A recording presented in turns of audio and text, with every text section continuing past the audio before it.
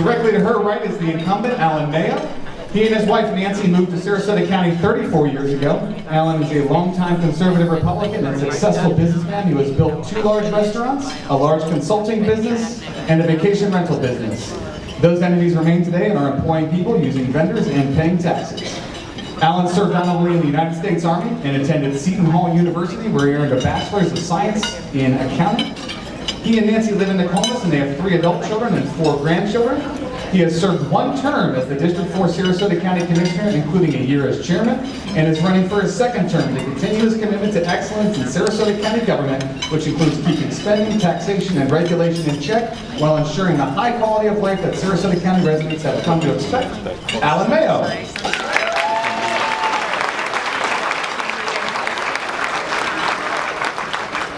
To his right is Mike Cosentino. He was born and raised right here in Sarasota, grew up on the beaches, wood, and waters of Sarasota, and today runs Cosentino Construction, founded by his father in 1956. His mother, Joan, was a 1952 graduate of Sarasota High and delivered Meals on Wheels for 35 years while volunteering as a pharmacist at the Pines and as a bookkeeper at her church.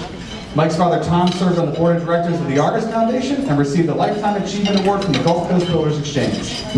A hard worker and caring individual, Mike has followed his parents' example of giving back to the community through volunteer work. He worked to save Turtle Beach Campground and received both the Governor and President's Point of Light Awards for volunteering his carpentry skills after Hurricanes Charlie and Katrina. Mike has led the charge to keep Beach Road on Siesta Key in public ownership and control. He and his team have gathered nearly 30,000 petitions to get 2 charter amendments on the ballot this November. One keeps Beach Road public, and the other protects every park, preserve, beach, and water access in the county. His desire to serve you comes from his father's words of grace, which he always ended with, and keep us ever mindful for the needs of others. Mike Cosentino.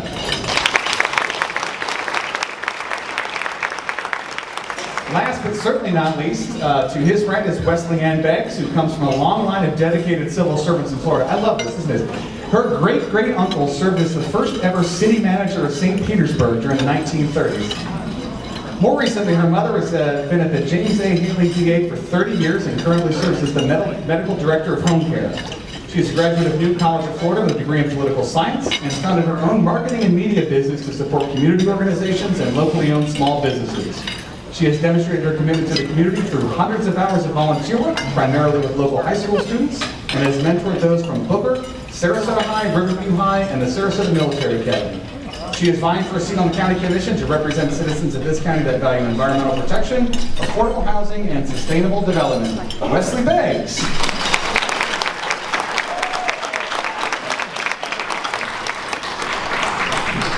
All right, let's do this. How you doing, Norman? We're going to move into the series of questions here. We'll kind of go down the line. We'll kind of bump down a bit. Keep in mind, we're going to move as expeditiously as possible with 4 folks on here. We can get to 3 questions or we can get to 15 questions, depending on how we move. So we'll be cognizant of that. First question we'll start off with is really the first one of a partisan nature, because both of these, all 4 of these folks are involved in a primary. The 2 to my right are in the Republican primary, the 2 on the other are the Democratic primary. So the first question is with you, Lourdes, I will start with, is what makes you a better representative, not just for the county, but for your party? And what puts you in a position to defeat whoever emerges from the other primary? Well, the number 1 reason I would say is because I represent the citizens and citizens' rights in Sarasota County, and I think on the County Commission we are having an issue where it's just a little too dependent on the political establishment, and I think we need someone on the County Commission like myself who can represent the citizens. So both for a citizen on the County Commission representing citizens, as well as like the leader of the party, knowing that we need to protect citizens' rights, what makes me stand out. Mr. Mayo, same question to you. Okay. Give me your repeaters. First of all, thank you all for coming and for listening to all of us. I've served 4 years. I take the job as my full-time job. I retired from my company and sold all my stock back nearly about 4.5 years ago. And I've now served as chairman and vice chairman of the County Commission. 2 weeks after elected, my peers on the commission asked me to be the chairman. I'm in my 2nd term as the Peace River Authority chairman. I'm currently vice chairman of the Metropolitan Planning Organization. I have broad reach, regardless of what you may hear. And every week, I dispatch 20 emails to the correct person in Sarasota County. And I've done that for 3 years and 8 months, an average of 20 times a week, getting every citizen's concern, complaint to the right person at Sarasota County. And I'm proud that every single time those people have had a visit, a phone call, and or an email from county staff. So I suppose those people are also happy with me.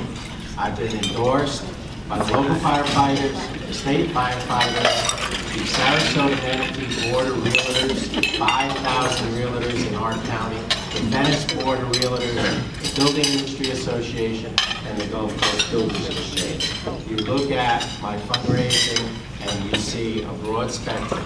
Biologists, doctors, lawyers, teachers, environmentalists, retirees, and yes, the big base of people who employ our people that are members, 500 companies in the BIA Gulf Coast Builders Exchange. I have broad support amongst our deputies and their leadership, and very deep support among the firefighters. So that's pretty broad. 560 firefighters, 1,000 deputies. Thank you very much. Mr. Costantino, same question to you. I will repeat the question. With this being a primary race, what makes you a better representative, not just for the county, but for your party? And what puts you in a better position to beat whoever emerges from the other primary? Thank you very much. I actually am going to take a little bit of a different tack on that. As far as I'm concerned, with respect to county commission, it's not about the party, it's about the issues. I think that we have many issues in Sarasota County that cross party lines, and I think that people are much more concerned about the issues than they are about party. With respect to my opponent, Ms. Beck, I think she's spectacular. Obviously, I've been in Sarasota a little while longer. Being in the building business for the last 30 years, I've dealt with Spencer Anderson of the Transportation Department, all levels of the building department where we have certainly lots of concerns. And I think that experience certainly plays into it. But I do not see this as a party race. I see it as an issues race. My hopeful eventual opponent, Mr. Mayo, certainly has the backing of a large part of the business community, and I know and respect that. But when we look at what I consider to be the issues, which are the constant exceptions and changing of the comprehensive plan that was set up to protect each and every citizen, I think that's where I kind of stand out and look forward to protecting each and every one of you, regardless of party. Thank you very much. Hi, Wesley, same question to you.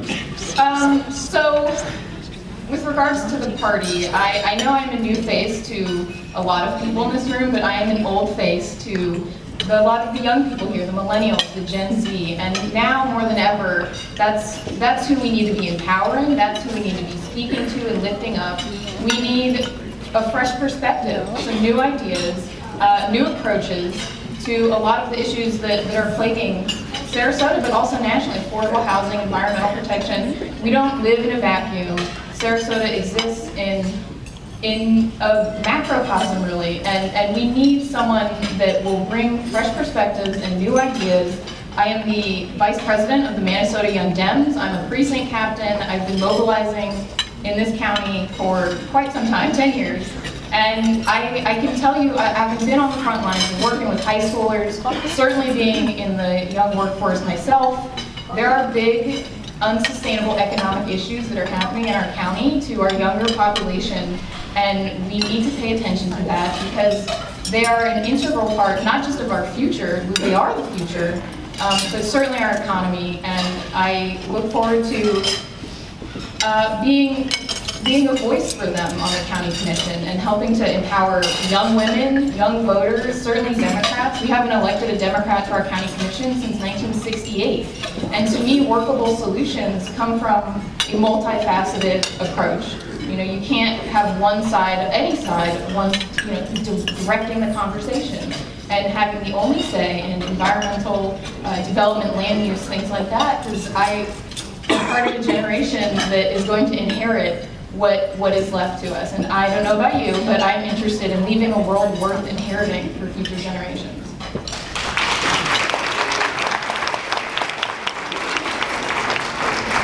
So Wesley, you talked about the economics of young people and the millennials. Let's talk about the economics in the county. You know, for those of you who don't know, the government's on an October 1 fiscal year, so we're in budget season right now. Wesley, how would you describe the fiscal state of the county, and what, if any, specific concerns do you have about the proposed fiscal year 19 budget? I have some serious concerns. I'm not sure if everyone here is aware that on the November ballot we do have some homestead exemptions that will wreak havoc on our county budget. I think in 2021 we're looking at almost an $8 million deficit. So we either need to make more or spend less, and I'm more interested in making more. And to me, a good approach to that from a business perspective, and I am a small business owner, I understand intimately the needs of businesses in our community. I think we really need to reevaluate our franchise agreement with Comcast and our municipal fiber optic network. We know if we build it, they will come in terms of light industry, tech companies. But the good news is we've already built it. You know, so if we open that up to businesses that need it and can utilize it, we will attract more business, certainly better paying jobs for rising college graduates, our workforce. Because right now we have a 96-strand fiber optic network through a good portion of this county, and on one of those strands, you can download the entirety of the Congressional Library in 2 seconds, right? So it's right now it's powering our traffic system. It is overpowered. We aren't using it as we should, and if we open that up, we open the door to a lot of economic opportunity. We open the door to a lot of job training, and certainly more taxes. Not raising them on people, but you know, businesses coming into our area and feeding our local economy. Income, yeah. Yeah. Gotcha. Mike?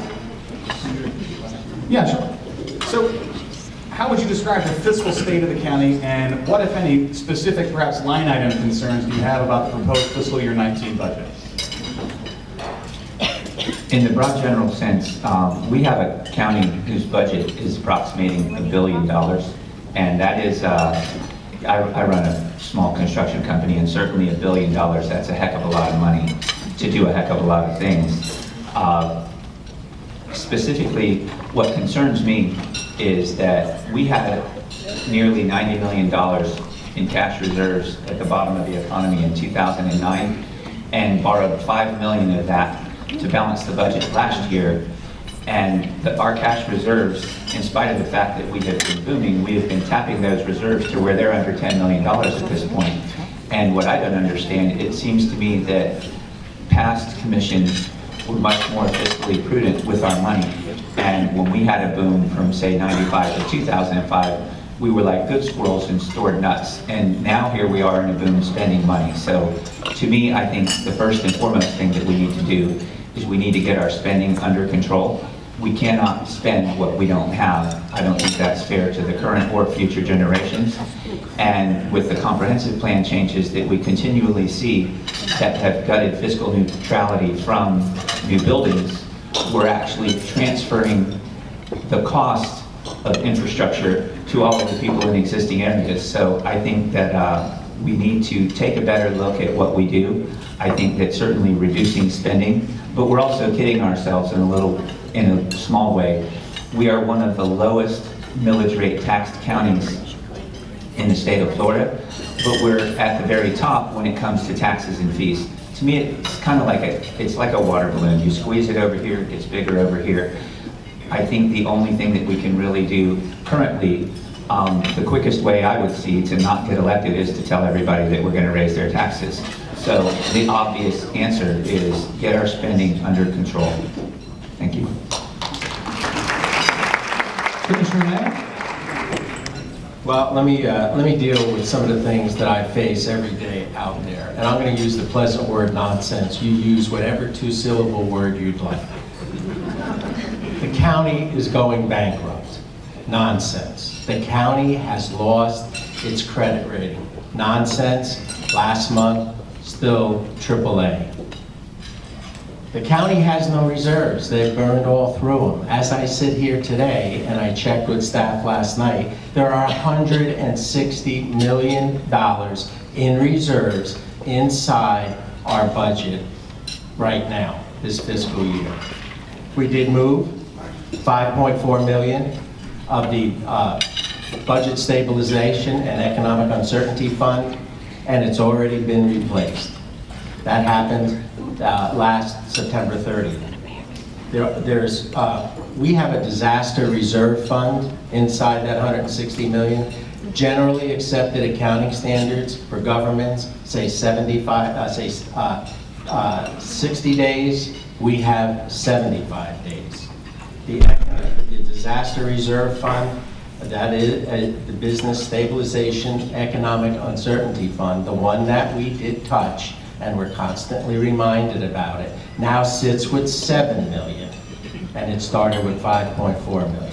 There is no shortfall for FY19. There is no shortfall for FY20. We did not raise taxes last year. We did not raise taxes this year. That makes from FY 2000 to FY 2019, which begins October 1st of this year, 20 straight years with a descending tax millage rate. Now, just let me finish with this. Had you had politicians who strutted around saying they didn't raise your taxes, but had kept it flat at the FY 2000 rates, perfectly fair, accurate statement, and they would have just thought they were hot stuff. Truth of the matter is, our previous commissions consistently lowered it. And if we had kept your tax rate at the FY 2000 level, we would have reached into your pockets for nearly another $700 million. The 2008 Great Recession lowered the gross assessed values across the county by 42%.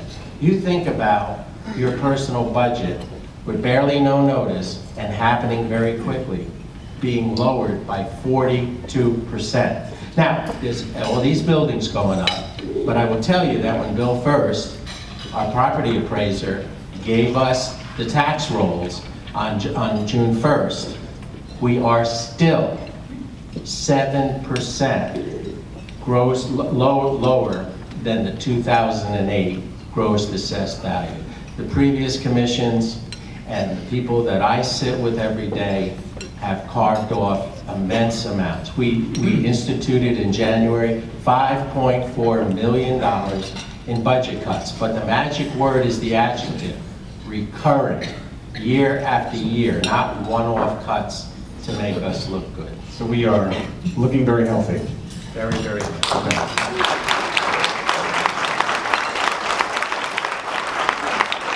Lori's to you. Yes, our budget is $1.2 billion, and I am concerned that a lot of what depend on is just the increased property values. What if we do have a downturn, which is inevitable? We're not going to always have increasing property values. So how do we protect ourselves? Because the Economic Uncertainty Fund may be $7 million, but that can go in a year, easily enough, if we have any downturn. And we can't tap into the other reserves, especially something like the Natural Disaster Reserve, because they're dedicated to that purpose. And besides, you wouldn't want to drain something like a the Natural Disaster Reserve, and then when there's another Hurricane Irma, then what do you do if there's no money in that? So that's something that's very concerning to me. Now, on June 19th, County Administrator Jonathan Lewis did write a memo about this upcoming budget season, and he wrote in here something I totally agree with.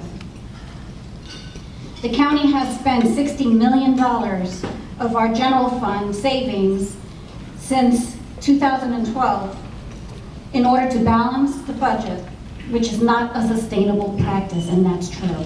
Our Economic Uncertainty Fund had a lot of money back then when when someone like Commissioner Patterson down here put up money aside for our purpose in case there's a downturn. And we can't afford going forward not to put more money in the Economic Uncertainty Fund. But I think the best way to deal with the budget issues is to start continuing cut spending. One of the things I would definitely look at is how much spending we are doing to things like Benderson Park. I think there's just way too much wasteful money going out there, and I think we need to start looking at how we're spending money, making it just the priorities like our infrastructure and how to deal with our issues, not making it frivolous. Thank you.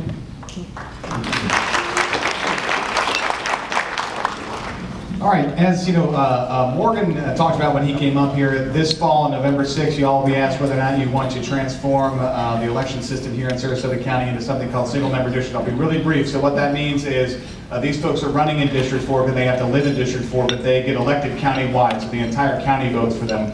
Under the single-member system, only people from their district would vote for them, so only people in District 4 could vote for them, and you could only vote for the person representing your district. Try to keep it somewhat brief today. You know, we're kind of getting off a little bit here, but we'll start with you, Commissioner Mayo. What is your position on this referendum and why? That's an easy position for me to take. I oppose the single districts. Now, let's be clear. It does not affect me. Should I be reelected? It's my second term, and I'm term limited. But I would look at all of you and hope you enjoy this time voting for 2 commissioners, and in just 2 years, voting for 3. You do single district elections, every one of you, every 4 years, will not get to vote for 5 commissioners. You'll get to vote just for 1, your district. Now, ostensibly it's put out there that the people who raise a lot of money to run for office, this will curtail that. I would say to you, look at me, do you think if I had gotten caught up in this, that I would not, what I'm doing now is taking my treasury and spreading it out over more than 312,000 voters. Had I been caught in this, I would have raised the same money, and then I would have spread it out on only 62,000 voters. Good golly, I would have been sending you a mailer every 5 minutes. You vote for 5 people, your selections. Every one of us represent every one of you the way it is now, every 4 years. Otherwise, you're going to be voting for 1 person, your district, and have really less influence, I think, on the other 4 commissioners. Mr. Cosentino? Thank you very much. I appreciate the question. I would start out by saying that if we had single-member districts, I'd be floating around the bay on my houseboat today because I would have Al beat hands down. If you look at District 4 and just the things where Al has been outside of the voters' wishes in District 4, we had a busload of people show up at the county commission meeting, 2 different county commission meetings, in opposition of the 2-foot setback in the commercial general districts on Siesta Key. In spite of the fact that more than 90% of the people that bothered to take off today and come up and speak at those things, Mr. Mayo actually voted for it. Architect Mark Smith from Siesta Key, who I know and respect, had a fundraiser for Mr. Mayo the week before that public hearing. And so, moving on, Beach Road. I've had a lawsuit against Sarasota County for 2 years now for giving away $10 million worth of public property in violation of the comprehensive plan to promote condo development and kick us all off the beach. I think we know about beach access right now. I've got more than 30,000 petitions signed, and those 2 things will be on the ballot in November. With respect to the golf course that was closed over in Gulfgate for Mr. Baroof to put a development there, very, very vast majority of the people in that neighborhood were opposed to that. Mr. Mayo was for it. When you look at the Big Pass dredge, and I know that with the city of Sarasota, you know, we probably have a little different viewpoint, but it's like 2 people riding in motorcycles. That shoal in front of Big Pass is the helmet for Siesta Key, and while we love and respect, heck, my mom's dad built her house right across from the Lido Public Beach in 1951. it's not that we don't think they deserve sand and deserve protection. We just don't want to give them our helmet. They have existing permits to dredge New Pass, which has more sand than it's ever had. North Lido's bigger than it ever has been. And if you look at what John O'Miller, he did a presentation, and Lido Key is actually bigger than it's ever been. What we do is we grant Gulf Beach setback line variances. Yes. So no on single member, Anyway. yes on single member districts? Single no on member single- districts. Where are we at? I'm sorry. That's okay. Single member districts absolutely create more candidates. They create a better opportunity for candidates to speak. They make a situation where the commissioners are more responsible and knowledgeable in their particular district. And I extremely strongly support single member districts to bring the power back to the people where it belongs. Ms. Banks? I also support single-member districts. I am a first-time candidate, and when I first approached the Democratic Party, I was told that I need to raise 6 figures, and on my income, that's a lot. So I think single-member districts will lower some of the financial barriers, and people that are genuinely passionate about helping their community won't be so intimidated. I don't think anybody should be intimidated by their civic rights.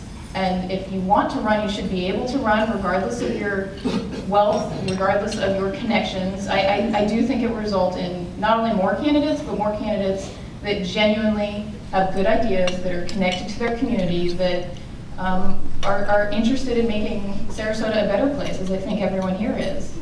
So I would support it. Lourdes? I've heard all sides, and the Republican Party has taken a position to fight single-member districts. And I could see the points of view where you can try to get, I mean, it does help grassroots candidates. The other arguments people make against single-member districts is say, well, then the problem is people would be commissioners who will only focus on their district. They won't focus on anyone else, and that won't be good to show they're representing the entire county. But then I look at what's going on the county commission, and I say, well, they're not representing us now. So I would like somebody to focus on the citizens of Sarasota County. Last week, when the county commission took the first steps to reduce our rights on even putting petitions to change the charter by putting more regulations, and I know they're Republicans, they're not supposed to add regulations on citizen initiatives. That again made me feel very upset that we're not being represented. So I haven't really decided, because I do hear both sides, but it's something that I think we all should look at carefully. All right, thank you. Yes or no? I haven't decided. We've been undecided. I think that's a reasonable response. Okay, so we'll start with Mr. Cosentino, and it's been come up a couple times. Let's keep it brief. We are at 12:41. We want to get to some folks, so let's try to keep this thing moving along. So we got a couple more questions I think that are relevant. And you know, it's weird. District 4 is a lot bigger than Siesta Key, but most of you don't seem to realize that. All the questions that come in about District 4 is Siesta Key, so we'll stick there though for a minute. Mr. Cosentino, real briefly, you mentioned your past piece. You know, what should the county do with Beach Road? I mean, the petitions are coming forward for the referendum. There's 2 referendums coming in November. And they vacated it in May of 2016. Briefly, what should they do right now with Beach Road? Let's keep that, that's the question. What should they do right now with Beach Road?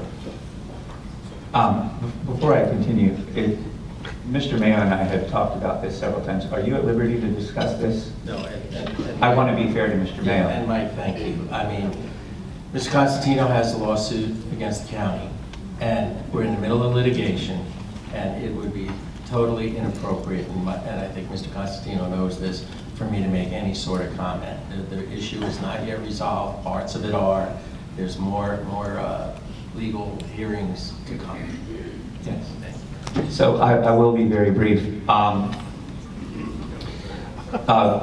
When I saw in the paper that the county had voted to vacate Beach Road, the dissenting vote was former Commissioner Christine Robinson. I went and met with Ms. Robinson. She said that it was in fact a comprehensive plan violation. Specifically, Parks Policy Chapter 3, Section 1.1.13 says the county shall not vacate road segments on waterfronts along any creek, river, lake, bay, or Gulf access point. That is a road segment on a waterfront on a Gulf access point.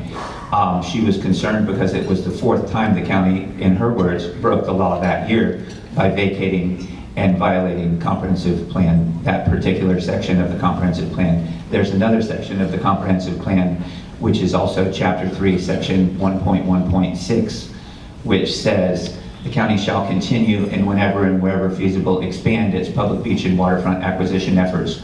Priority shall continue to be given to those parcels which expand existing public beaches, serve the greatest number of persons, or protect important native habitats. What that comprehensive plan section basically means is that if something such as Beach Road actually came up for sale, we would be legally compelled to buy it. And so giving it away, and this all stems from the Taylor Engineering Report, which our tax dollars, that road, the same thing that in my opinion makes it the most beautiful road in the entire state of Florida, and yes, I have driven every mile of it, is its proximity both to sea level and to the actual water. It got beat up and beat up and beat up. It kept getting fixed and fixed and fixed. So the county, Board of County Commissioners Assignment 12106 from December 10th of 2012 said, look, we're gonna hire Taylor Engineering out of Jacksonville.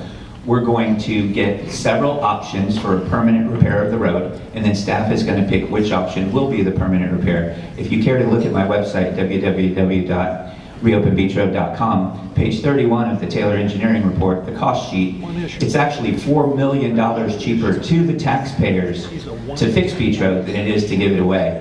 I thought that would be the quickest answer of all. I thought it would be reopen it. I thought that would be the... What we're basically doing is we're restricting public access, giving away public property to provoke condo development and kicking us off the beach.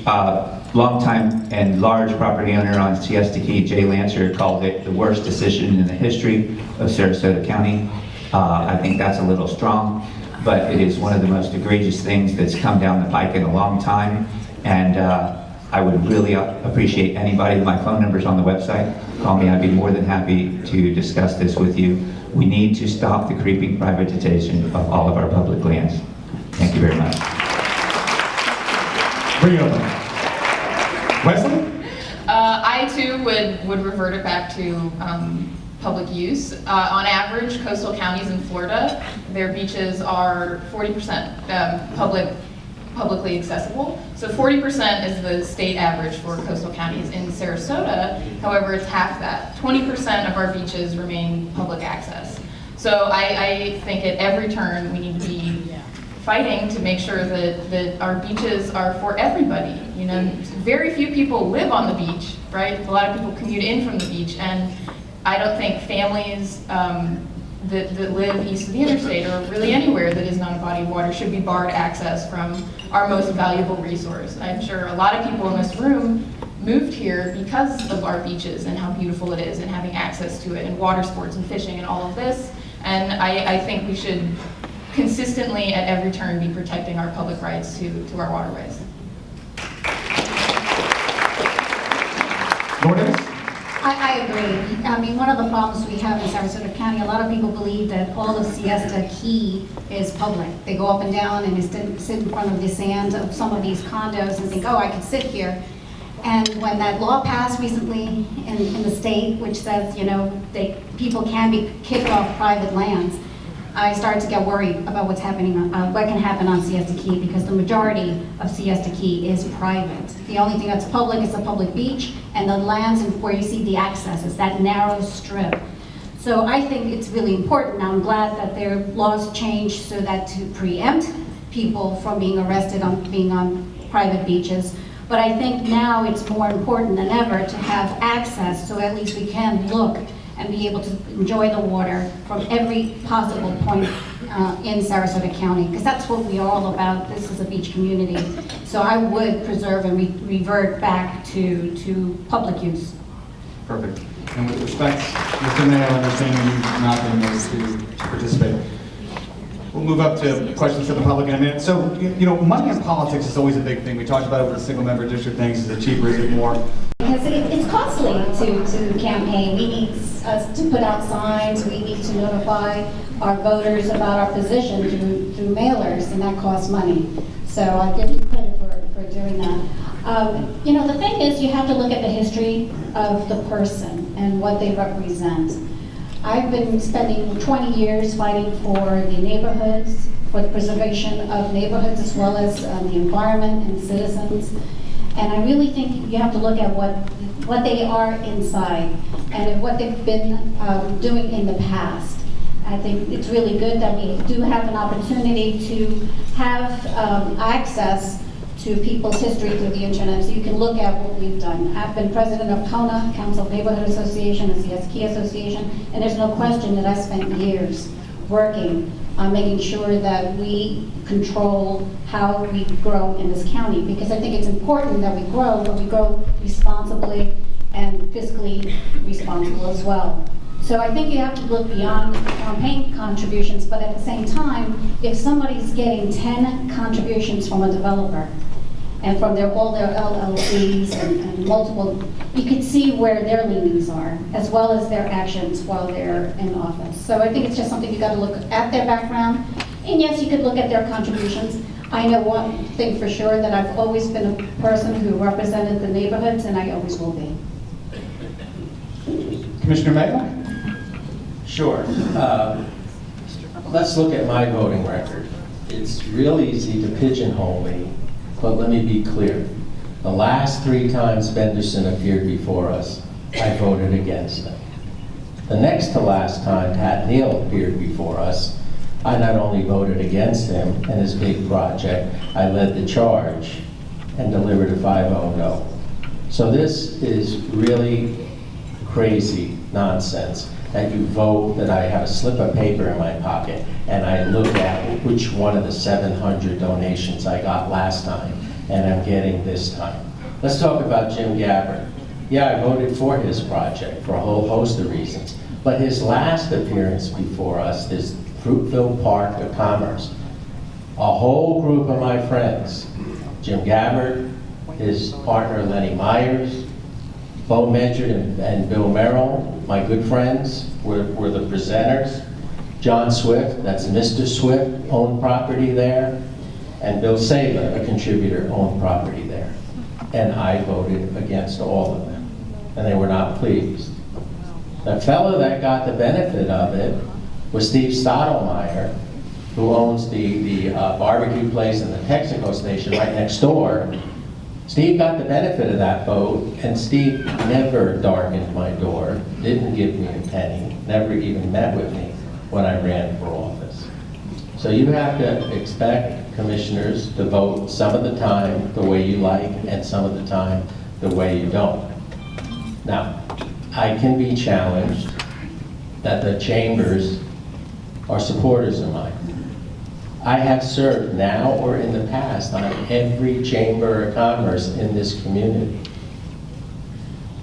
Also, one last thing, I couldn't speak the last time, but I won't speak on that issue. Understand, folks, a lot of that beachfront property went a long time ago. The actual beachfront. 1/3 of your county, 1/3 of this 500+ square miles is in public ownership permanently. Mr. Cosentino, the man with no donations. Oh, goodness. Yeah, I got to tell you, my brother and a couple guys, they actually pulled me aside for a little financial intervention a couple of weeks ago and asked me what the heck I was doing. Quite frankly, I've never been blessed with a wife or kids. I've been a carpenter my whole life. I've always looked at life as having 2 different kinds of luxuries. One of them is time and one of them is money. As a carpenter, I've never really had money, but I've always had time. I've managed to take a couple months off every year and jump in my houseboat and enjoy this great state of Florida.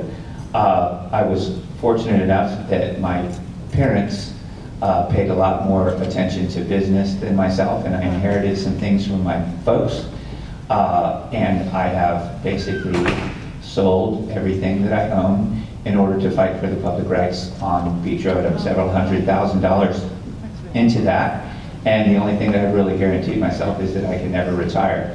As far as the campaigns go, I want to fund myself at least through the process of this primary.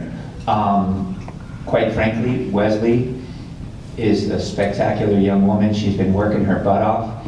And I'm a carpenter. I've been sitting at my house writing legal briefs. The only reason I'm still in this thing with the county is I do most of the legal work myself.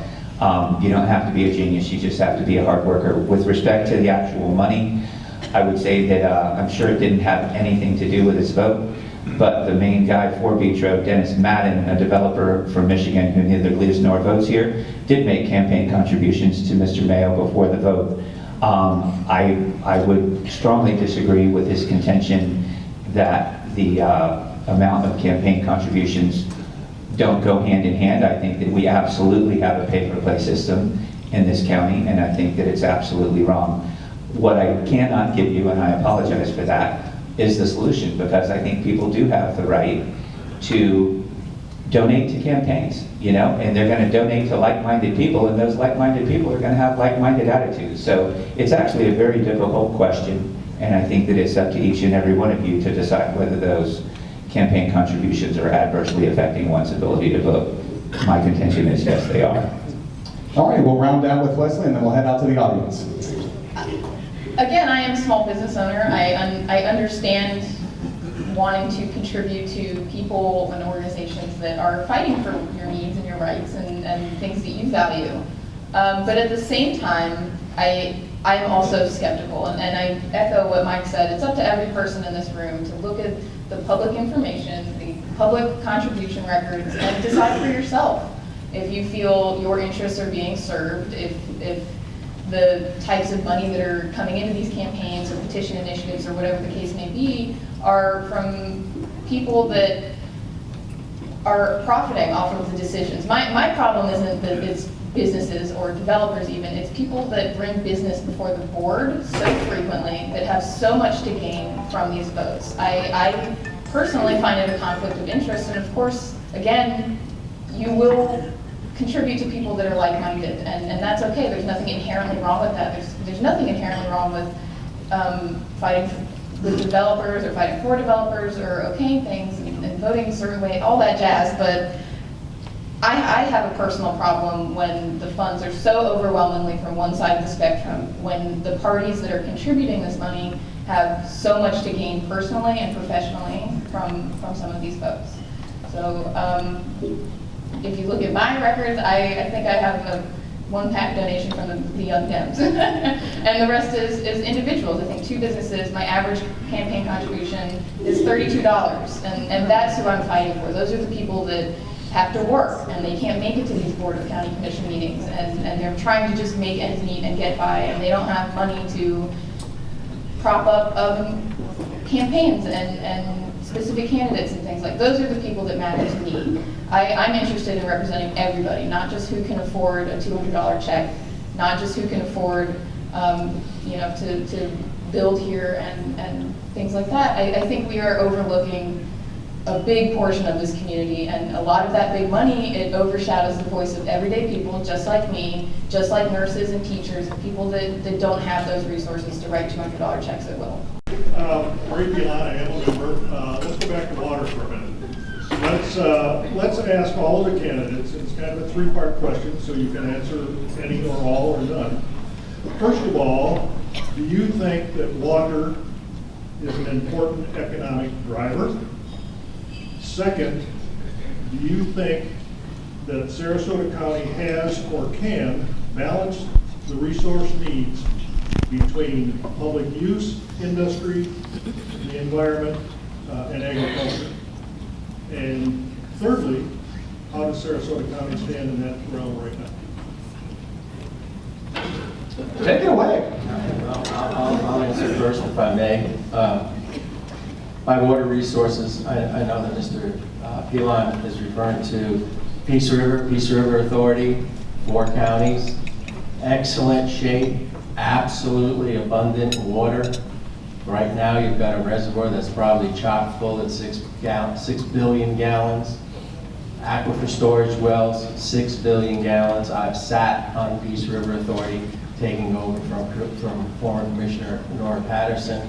I've sat there for 3.5 years. We are now structuring the move to build the 3rd reservoir. We have ample water supplies for all needs, residential, agriculture, recreation, for the next 20 years. We are now moving to build a third reservoir, so that takes us out for 50 years. To that end, we are part of a group of 3, Sarasota County, Swiftmud, and the Peace River Authority, that have put together $20 million on a project that I started before I was elected 3.5 years ago to buy Orange Hammock, 5,776 acres, contiguous to the Peace River Authority's facilities on the Peace River on the R.B. Griffin Preserve, which is also Swiftmud property. It's been badly ditched and drained. We are not going to put a reservoir there. We have room on our property. We're going to restore it, spending another $3 million to protect our western flank. And that is the type of technical expertise that you need to have. That's $20 million, 9 from Swiftmud, 9 from Sarasota County, and 2 right now from Peace River, with another 3.5 for the restoration. Did y'all get that? Yeah. Everybody good? Anybody else want to hop on? I want to mention, Notice? I do worry about our water supply. We can't keep building and building and building and not expect something to impact our water supply. And I know on a state level, when I looked at the fact that there was that legislation, the toilet to tap, because our aquifer needs additional waters, they figured reclaimed toilet water is a good idea in our aquifer. Those are the kinds of things that I worry about how we go forward. We need to really be responsible, and part of that is how we develop, because what we're doing by paving paradise, we're causing a lot of problems with our water supply, and I don't think it's not indefinite. We have a finite amount of water, and so I'm really concerned. I think we need to start considering that when we're starting to approve projects going forward. And also consider, I know in the state level, when we see all the pollution as well, all of that has to be in consideration when we're doing approvals for projects, and not making sure that we have enough supply way into the future without draining it too quickly. I'll jump in there. Please. Thank you. There's a lot of big problems related to water. I mean, back in the 70s, when Manatee County asked us to partner up with them on their reservoir, we thought that it might be a way to control growth by not jumping in. And by not doing that, we'd end up kind of in a pickle, because we actually don't have our own water. We rely on Manatee County for water, and we rely on DeSoto County for water. I think that the Orange Hammock deal that Mr. Mayo spoke about is going to be a fantastic thing moving forward. Obviously, he knows a heck of a lot more about that than I do. So I'm not going to go too deep into it, other than I think that is a heck of a good idea, showing foresight. With all of the water that's getting sucked out, both by everybody, what we have is salt water is actually creeping in towards the center of the state at a rate of 10 feet per year. The lowering of our water tables has led to the sinkhole disasters that are happening all over the place. And I do not have figures in front of me to contest what Mr. Mayo is saying. I would certainly defer to his expertise, but I do believe that research would prove that we actually are not as good on our water supply as we think we are, and that is a very important thing. Ms. Beggs, anything to add? Yeah, I'll round it out. So your first question intrigued me the most, is our water system an economic driver? And to me, our environment issues are economic issues. We are a tourism-based economy. All of the people that come here, they see our beautiful waterways, they want to retire here, they want to live here, of course, because our quality of life is awesome. But at that same time, I'm sure everyone's familiar with the green algae blooms that are going on. While that's not our county, Florida, all of our water is connected. And if you don't even need to look further than Venice to find issues with our water, with these intense red tide incidents. They're getting more severe, not just in frequency, but in severity. So when we have mature Goliath groupers washing up dead on Venice Beach and Minnesota Key, we really need to take a cold, hard look at what we're doing, what we're allowing in terms of pesticides and fertilizers, invasive species, plant species, animal species, things like that. So our waterways are our economy. And I don't know about the rest of you, but when I see videos of that green slime that is coming down Lake Okeechobee, that is not the world I want to live in, and that is not the world I want to leave for the next generation. So if you want more of the same, if you want politics as usual and same old, and you think things are getting done appropriately and quickly, then you should continue to vote the way that you have been voting. But if you are interested in a new perspective, a new approach, a new opinion, then you should be voting for me. I hate to be just so dense, Ray, but I have no idea if that answered your question. I don't know if I speak for the room or not, but hopefully it got me there. Mr. Lay. Another simple question. Oh, good. Thanks. This is really bourgeois I don't think it's day. 4 o'clock. This is really bourgeois day, an experience you've had before, you don't want to have again. And that's probably that way for several of us in this room. Another global question, tax base. A lot of rhetoric on need to build a tax base.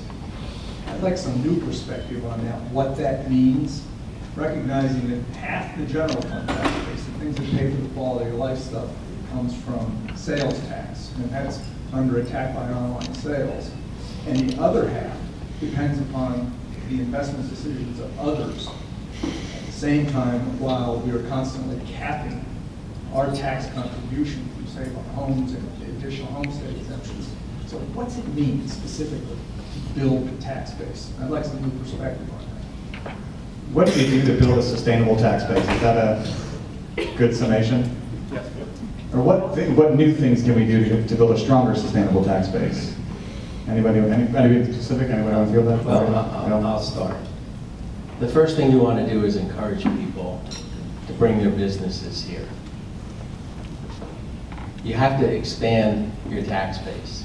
Whether you like it or not, people are going to come. They're going to need jobs. You all enjoy, it can't just be the people that I know that were absolutely flabbergasted and delighted when we started getting some restaurant concepts here, like Capitol Grill, that we never had before. That's because they were attracted to us because of how they were treated and how they were not disrespected and spit on, frankly, by people who are running for office and want nothing else to happen. And expanding, business expansion is what's going to help us. We still, again, 7% below the gross assessed value because of the damage that was done by the Great Recession. This is how you build a base. How would you like to have 3,500 employees and you're absolutely delighted that you only got a 2% increase in the medical benefits premiums? Absolutely delighted. We did not know where it was going to go. People like raises that work for the county. People don't get bonuses that work for the county. All these things take money. Right now, based on the interpolation of census tracts, this summer, Sarasota County's at 426,000 people. They come, and if you think it's legally justified when our comprehensive plan says residential 2 to 5 units per acre, we don't have to give them 5, but when we didn't give them the 2, with a lot of stipulations, we get sued and we lose. It's just not as easy. The uninitiated may think it's easy to just stand there and say no. Boris, tax. So I think there's a way of being a balance. I know infill development will bring in more money than it does generate in government services. So there is a balance. We can grow responsibly, but we just can't have the same old model where we just, urbanize the rural areas and, wind up paying out more in tax dollars than we get in. Any new ideas for a sustainable tax base? I have. Go for it. So I like to say that our biggest export in Sarasota County is young talent. I went to New College, Florida, and then I watched all of my friends move to New York City. And I am interested in preventing that. We have some really wonderful educational institutions here, but they take all that talent and they leave. And we should all be very interested in okay? No, sorry, I said that out loud. Very interested in keeping that talent here. When I was talking earlier about a municipal fiber optic network, hundreds of municipalities across the country are taking this on, and we've seen the power of that in Chattanooga and Lafayette, of total revitalization of their economies. It brought in more tech industries, Google, Amazon, all of those people that are looking to locate campuses all over this country. The short list of those cities, every single one of them had fiber optic networks run by municipalities. So when we're talking about diversifying our economy, moving away from just a service workforce, that's how we can do it. Again, it's already built, it's already there. We need to reevaluate that contract with Comcast and open it up to businesses at the very least so that they can expand and grow and want to come to Sarasota and employ young people. Mr. Costa, before you start, see, here's the thing. We got 2 more questions. If we don't keep it tight, you're going to be talking to an empty room. So, 2 more questions. I have no problem with that. Okay. Me neither, really. It's fine with me. I'm going to go talk to the tree when I'm done. Got a lot to say. I concur with Ms. Beggs. I hate to see the young people leave, but you know, when I graduated from Riverview in 1982, my sister and all of her friends, they had to move to Atlanta, they had to move to Charlotte after school. There weren't places for them to go. Back then, View Ridge, Clark, and Fruitville were all 2-lane roads. They're now 6-lane roads. So the population has doggone near tripled since I got out of high school, and while that has taken a lot of the things that I knew and loved growing up here, we actually do not lose the young people the way we did, at least when I was getting out of school. So I think while I appreciate that we have work to go in that realm, part of the growth that we have has enabled us to retain some of these people in town, and they have more higher paying jobs. With respect to the development or overdevelopment, I have a hard time speaking against development. I mean, I own the oldest construction company in town. My dad started it in 1956. Mostly what we do is infill development. I read a paper before I came here today that was about the Tischler report by Commissioner John Thaxton, who I think it's a pretty widely held opinion. He and Nora were 2 of the best, commissioners that we've ever had. And what that report actually said, it was done in 2000, it was redone in 2008, but what it said was that for every $1 in taxes a new subdivision brings in, it takes out $1.53 in services. The fact of the matter is that development for the last 40 years is a failed economic model that has left us $1 billion behind in infrastructure. So when we talk about leaving something better for future generations, the last 40 years we have absolutely failed miserably, and we continue to fail miserably. Now, when you look at, in October of 2016, we gutted all the fiscal neutrality provisions from the comprehensive plan. It's all of us that already live here that are paying for the new things. I don't know that that's sustainable, and I think I'm just going to cut it off right there, but you kind of get what I'm going at. We do. If you've ever read the Tischler report, it's very interesting. I don't know, 4 people in the room that have. And John did a good job with an article back then. Kathy.